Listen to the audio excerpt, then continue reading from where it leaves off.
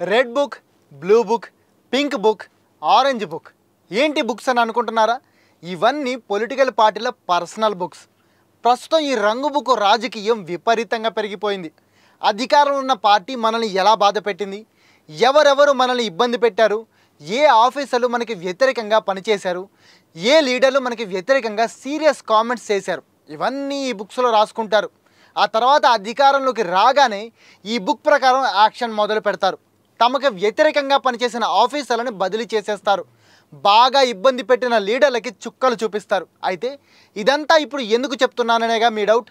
Already మనందరికీ తెలుసు, ఏపీలో రెడ్ బుక్ ప్రకారం గత ప్రభుత్వ హయాంలో తప్పుడు కూతలు కూయడమే కాకుండా చట్ట వ్యతిరేక పనులు చేసిన లీడర్లపై కేసులు పెట్టి లోపలేస్తుంది కూటమి ప్రభుత్వం.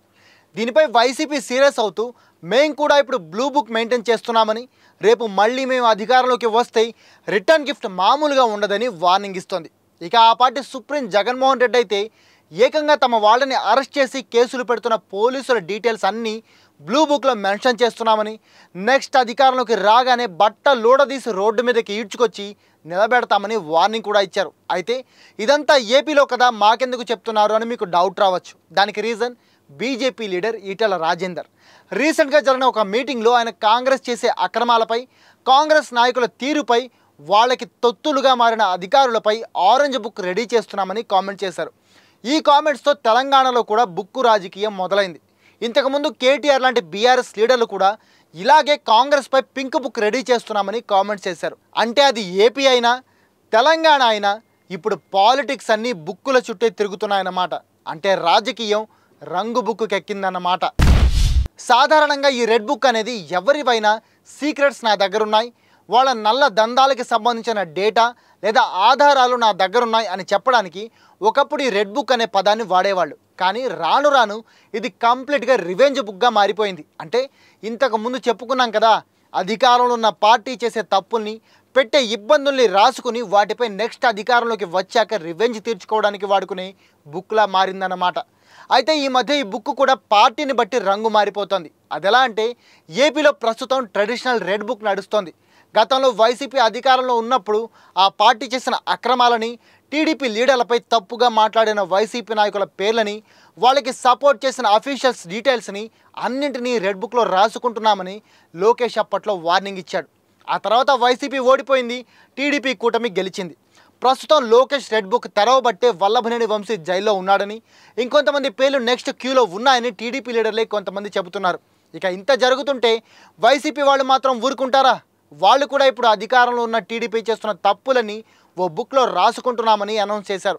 అయితే ఇది రెడ్ కలర్లో కాకుండా వాళ్ళ పార్టీ మెయిన్ కలర్ అయిన బ్లూ కలర్లో ఉంటుందన్నమాట.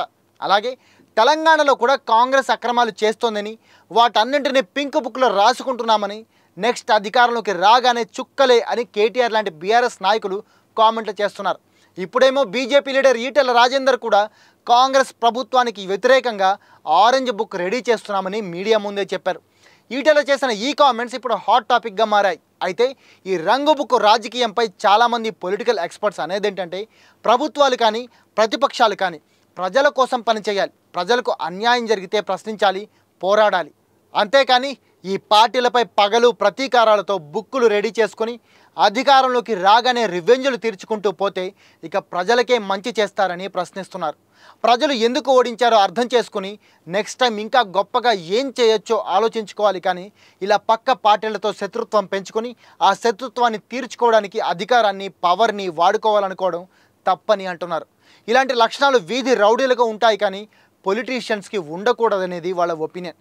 రౌడీలు పవర్ కోసం అడవి జంతువుల్లా ఫైట్ చేసుకుంటారు, ప్రజల్ని పీడించుకు తింటారు. అలాంటి బుద్ధి రాజకీయ నాయకుల్లో పెరిగితే అది వ్యవస్థని నాశనం చేస్తుందని, రాజ్యాంగ స్ఫూర్తిని దెబ్బతీస్తుందని హెచ్చరిస్తున్నారు. మరి మీరేమంటారు?